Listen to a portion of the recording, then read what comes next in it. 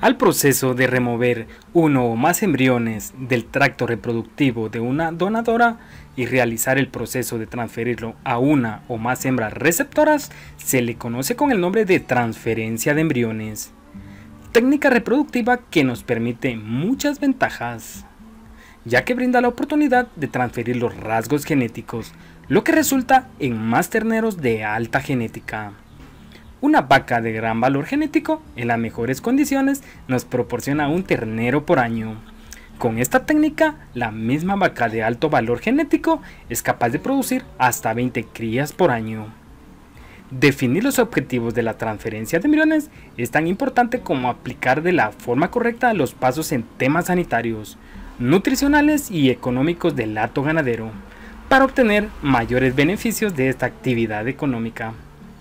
Esta técnica ha sido desarrollada con el firme objetivo de aumentar el potencial reproductivo en animales con genéticas superiores, ya que podemos obtener más descendencia de vacas seleccionadas en base al potencial genético, características fenotípicas y registros productivos.